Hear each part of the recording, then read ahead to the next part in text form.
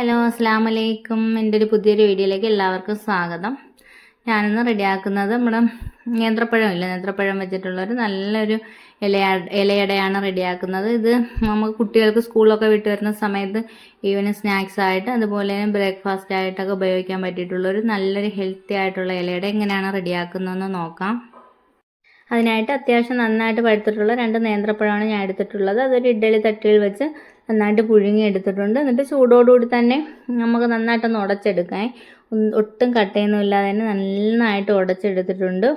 ഇനി അതിലേക്ക് ഞാൻ 3 സ്പൂൺ ഗോതമ്പ് മാവില്ലേ, ഗോതമ്പ് മാവും അതുപോലെ തന്നെ 3 സ്പൂൺ തേങ്ങ ചിരകിയതും 1/2 സ്പൂണിൻ്റെ അടുത്ത് തന്നെ ഏലക്കപ്പൊടിയും ഒരു നുള്ള് മധുരം ഒന്ന് ബാലൻസ് ചെയ്യാനായിട്ട് ഉപ്പും കൂടെ ഇട്ട് കൊടുക്കുന്നുണ്ട്.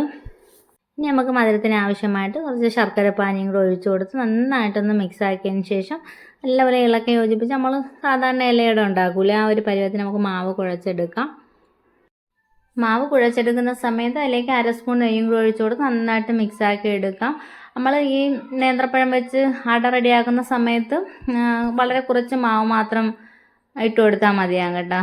അപ്പോഴേ ആ പഴത്തിൻ്റെ സ്മെല്ലും ടേസ്റ്റും ഒക്കെ നമുക്ക് മുന്നേ നിൽക്കത്തുള്ളേ. അത് നന്നായിട്ട് മിക്സാക്കി എടുത്തിട്ടുണ്ട്. ഇതാ വാഴയില എടുത്തിട്ടുണ്ട്. അതിനകത്തേക്ക് വളരെ കുറച്ച് മാത്രം മാവെടുത്തതിന് ശേഷം ഒന്ന് കണക്കൊന്ന് പരത്തിയിട്ട് നമുക്ക് ഇല നന്നായിട്ട് മടക്കിയെടുക്കാം. അതെല്ലാം തന്നെ കണക്ക് മടക്കി എടുത്തിട്ടുണ്ട്. ഇനി ഒരു ഇഡ്ഡലി തട്ടിൽ നമുക്ക് വെച്ച് കൊടുത്ത് നന്നായിട്ട് ഒന്ന് പുഴുങ്ങിയെടുക്കാവുന്നതാണ്. ഹെൽത്തിയും ടേസ്റ്റിയുമായിട്ടുള്ളൊരു നേന്ത്രപ്പഴം കൊണ്ടുള്ള അട റെഡി ആയിട്ടുണ്ട്. എല്ലാവരും ഇതുപോലെ ഒന്ന് ട്രൈ ചെയ്ത് നോക്കണം കേട്ടോ. നമുക്ക് കുട്ടികൾക്കൊക്കെ വൈകുന്നേരങ്ങളിൽ റെഡിയാക്കി എടുക്കാൻ പറ്റിയിട്ടുള്ളൊരു നല്ലൊരു ഹെൽത്തി ആയിട്ടുള്ളൊരു സ്നാക്സാണ്. അതുപോലെ തന്നെ നമുക്ക് ഈവനിങ് സ്നാക്സ് ആയിട്ടൊക്കെ ഉപയോഗിക്കാൻ കേട്ടോ. എല്ലാവർക്കും ഒത്തിരി ഇഷ്ടമാവും, നല്ല ടേസ്റ്റാണ്. ഉറപ്പായിട്ടും എല്ലാവരും ഇതുപോലെ ഒന്ന് ട്രൈ ചെയ്ത് നോക്കണം. വീഡിയോ ഇഷ്ടമായിട്ടുണ്ടെങ്കിൽ വീഡിയോ ഒന്ന് ഷെയർ ആക്കാനും അതുപോലെ തന്നെ ലൈക്ക് ചെയ്യാനും കമൻറ്റ് ഇടാനും മറക്കല്ലേ. അടുത്തൊരു വീഡിയോയിൽ കാണാം. ബൈ.